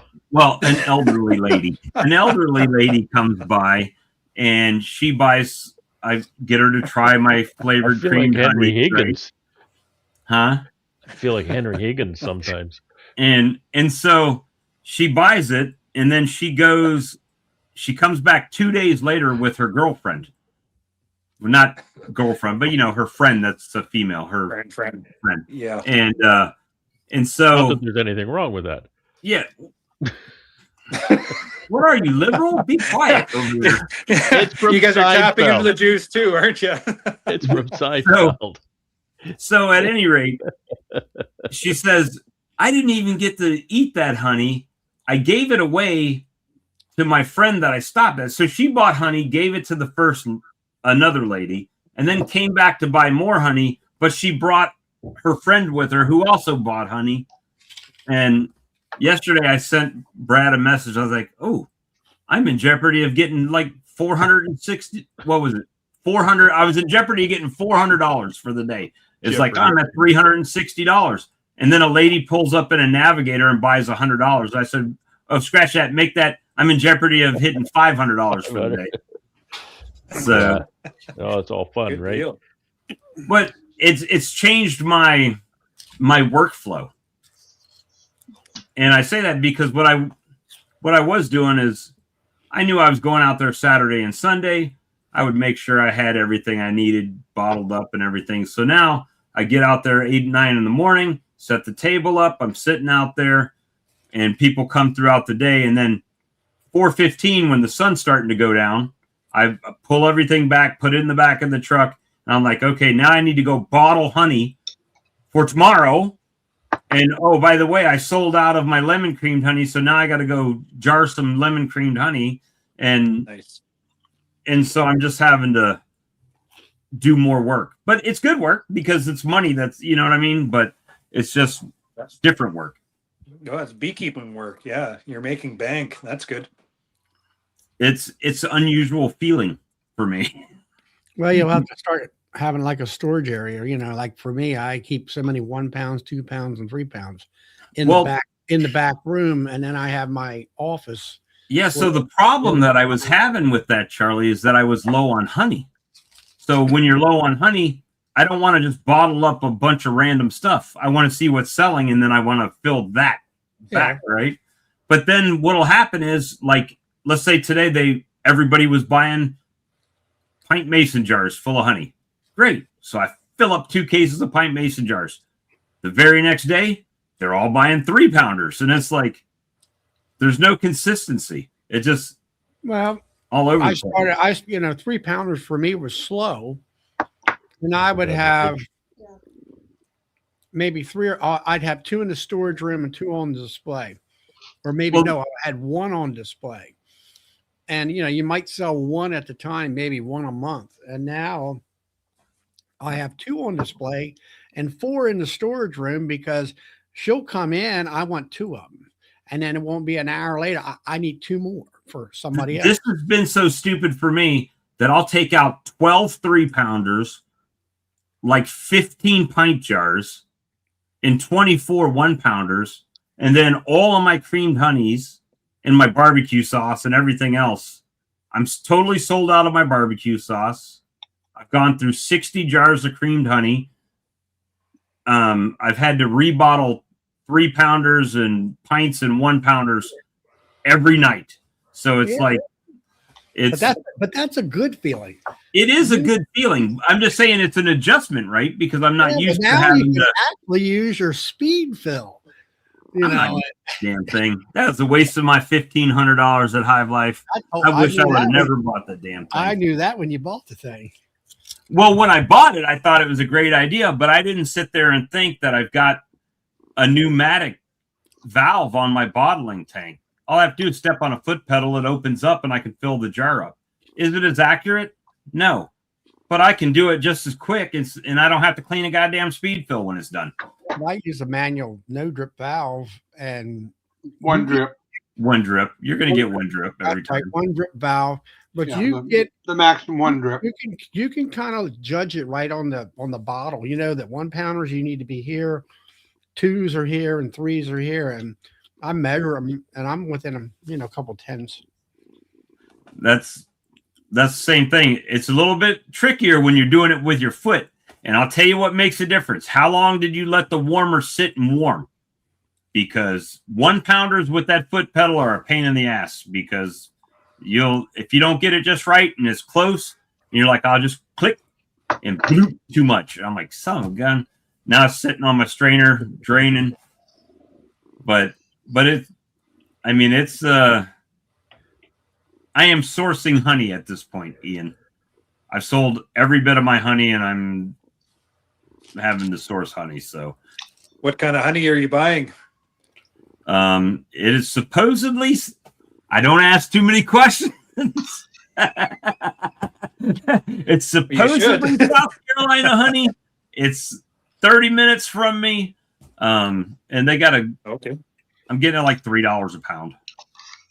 Oh yeah. So, Is it in a what size of pail do you get it in? 5-gallon pail, and they fill Oh, it yeah. right up to the top. It's like this far from the top of the pail. 60 So it's pounder. 60 pounds. Yep. Are they And, straining it for you, or is it straight yeah, from the extractor? It's strained. Oh yeah. What kind of floral? It's same as yours, I guess. Wildflower. Yeah, it's just like my spring honey. It looks a lot like Brad's. It's a lighter golden color. That's good. Look, that's what they want. It is You need the some only of thing I can tea and say is canola to make your creamed honey. Boy, it Oh, makes you nice do. creamed honey. Yeah. I would have never in my life thought that it would be as crazy as it's been this week. Send And you down a drum. I might have 2 hours where nobody shows up, and then I've got 4 or 5 people standing there buying honey. Your customers would eat the honey with a spoon. That's what my customers do. They buy the spoonful. They just love this canola honey. I need to memorize that thing from. Have you seen the movie The Founder? It's about Ray Kroc when he goes to the first McDonald's, and he goes up to the window and he says, "This isn't my order. Where am I supposed to eat it? Where's the utensils?" He says, "Oh yeah, you can eat it in the park. You can eat it in your car. You can eat it on the park bench. Wherever you want, you can eat it." That's when they look at the cream honey. Well, what do you use this for? Whatever you want to. That's what I tell them. You can put it on anything. So no drip honey. No drip honey. Yeah, that's for sure. Yeah, that's yeah, for but sure. I mean, a lot of folks that really don't have an experience with that, it's like, put it on warm toast. It doesn't drip. All right, this is not a flex. This is just an example. Oh dear. So Thursday, I went and bought honey because I needed to source my honey, like I said.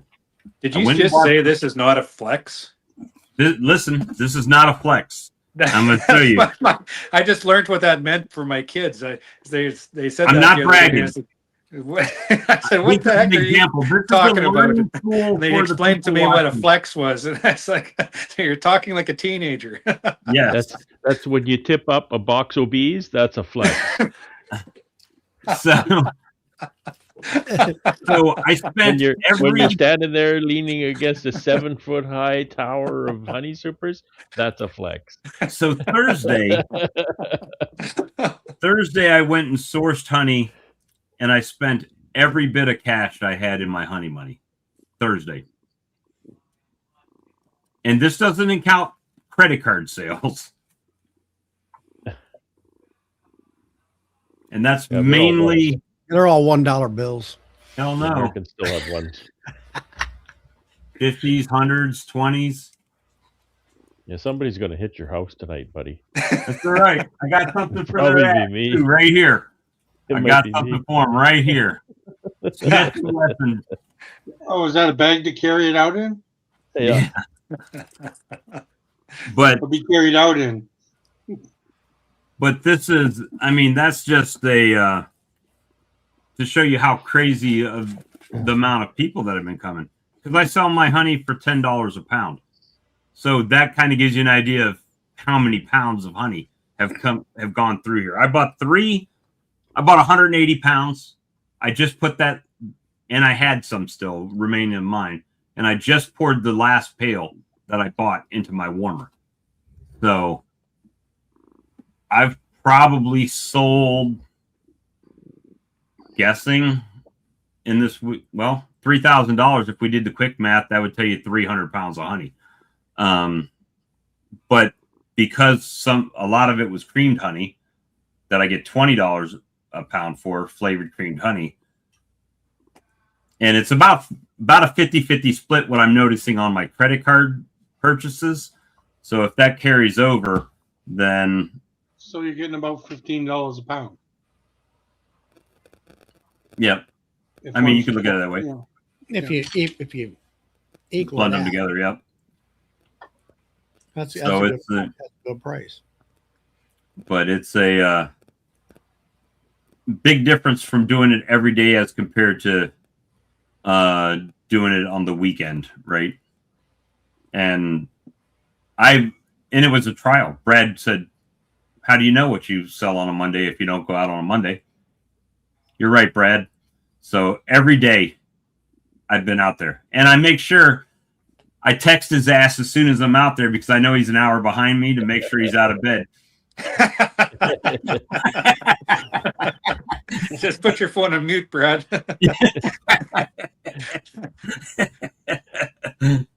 So it's just, and you know what? I just saw Alex pop in here, and that's what I've been doing because of Brad. Is what I've been telling him he needs to do. Sit out there. Now, I was doing it on the weekends. I mean, that's a start. But even if you don't have a table, I was doing it on my tailgate of my truck. I would literally back my truck there, flip the tailgate down, and have honey on the back of my tailgate. And that's how I started selling it in my front yard. And it just... But now the thing of it is you're out there, you got the advertising flags and stuff like that, and you're out there every day. And you're making a consistency statement, and that the people were going by that didn't stop. Oh yeah, the guy's down there got honey, you know. Oh, he's out there every day. Well, okay, well let's stop by. I had a lady yesterday. She came by, she bought honey, went home, was talking to somebody on the phone about the honey, came back. She was still on the phone, and the lady cash apped her to her phone. So she could buy honey to carry with her to this girl's house 2 hours away. And I was like, cool. I'll take that money. Not a problem. But it's definitely been interesting. And I can honestly say nobody here sells creamed honey. That's what kind of separates me from the other people in the area. Good night, Alex. Ian, what possessed you to get a new phone? Well, the 21st century. The other one was still just about working, but my kids upgraded their phone and their plan, and I was there, so I figured, hell, I might as well do it. Wanted to be one of the cool kids. Yeah, I just want to flex. I just want to flex. There you go. You used it in a sentence. I use it all the time. Like, this phone's on me all the time. I'm emailing, I'm texting, I'm messaging, I'm phoning, I'm Googling, I'm doing everything. I'm YouTubing on this damn thing all the time. So I figured it was about time. And the peer pressure from us giving him hell about his battery dying. Yeah, well, I was getting tired. Now I can actually plug it in, so I'm good. Yeah. It's a different plug-in too. The other one was all screwy, so this one's good now. It should be good. I'll see how the video turn out. I know something ran through his brain when he was at the store. He said, "Thank God I don't have to listen to Bob's shit anymore about my cell phone." Well, I miss that phone. That little wee thing just held in my hand like this, and I could reach with my thumb across it and do all my stuff. And this big damn cumbersome thing, I drop it all the time because I can't work it. So I had to use two hands to work the damn thing. I bought that one that starting to sound like an old person. That trying to put up with change. You need to get that little disc that you plug in the wall and just lay it on your desk. The magnet. Yeah, you can just wirelessly charge it. Just set it on there. Set it on top there, and it'll charge it up. Looks kind of like this. Yeah, not real fast, but doing that with my old one. That's how I did the old one. Yeah. Yeah, that's how I have to do this one. The port. Well, the girl at the store when I stepped on somebody. The plug won't stay in that one, so it's the only way I can charge it. I can either plug mine in for a fast charge, or I just put it on at nighttime. You put it on that little pad. You have to kind of get it just so, and it charges all night. It's trickle charge, I guess you call it. Yeah. I bought one of these ones that I don't know why. Now looking back, that folds open, so it's like a tablet when you're looking at the inside. But I've used that like 3 times. Yeah, it's got a foldable screen in it. So most of the time, Ian would break that one. Most of the time, I just use it normal. But if I open it, it's got everything there. So, like if I go to YouTube, It opens. Well, let's see. Glad you got home safe, Ian. Yeah, I'm an iPhone That's some guy. pretty nasty weather. Canadian Beekeepers blog. Yeah, that was terrible weather. We're kind of in between storms all the time. We missed supper, Brad. That's quite disappointing. It was disappointing, but you Well, got to stay safe, right? yeah, it was terrible. The city, I've never seen the city with such bad visibility like that before. It was just crazy.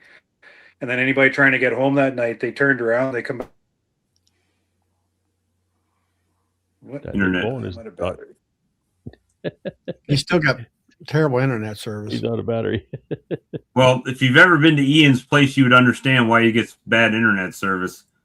It's out there. He's Well, more in the was boonies it internet-wise than I am. Was it him that put up that video where they're going down the interstate or something like that? And it looked like to me it was just a horrendous blizzard. Yeah, that's his. I'm like, how in the world are getting? I wouldn't even dare go out there. I think they got. I don't know if he has it at his place, but they had Starlink out there somewhere. One of the buildings had Starlink. Yeah.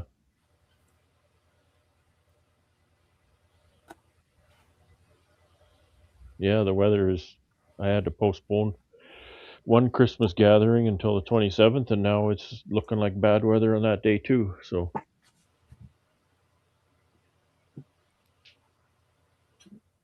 Let's see. nothing's working out. I have 5-gallon buckets for $210. Come pick them up, he said. It's a long ride.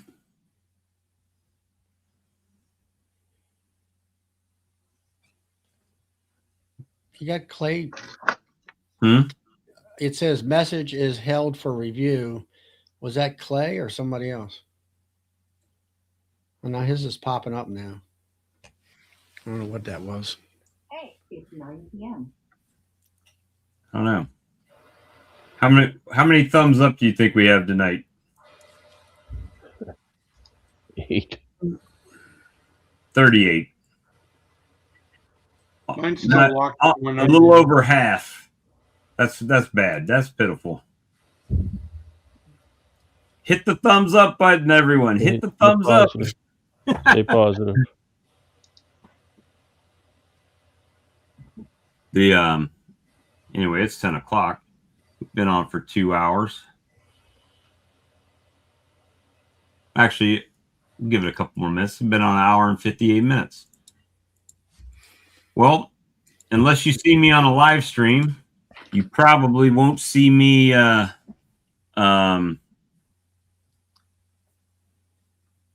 you probably won't see me before Christmas. So I hope everybody has a Merry Christmas. And I'm sure the 3 on here will probably see or hear from me. Charlie's blurred himself out. He's making himself anonymous. He's just had a little bit of Christmas cheer. He's a little fuzzy. He's a little fuzzy. It's that medicine he's taking for his back made him fuzzy. I don't know about that, but there he is. He got some electrons in there. That's the. Yeah, it wasn't my battery. I have 16% now. My kids are gaming, I guess. So I'm on the farm service now. So I should be good. Yeah. That's better. Actually, your picture looks clearer now that you're on the farm service. Yeah, the than it kids, did before. the gaming must take a lot, I suppose. Yeah. That's a start.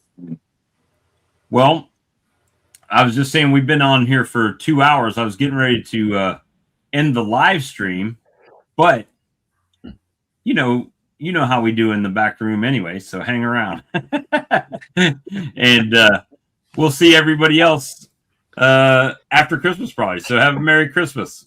Merry Christmas, everyone. Merry Christmas, everybody. You know. Ho, ho, ho.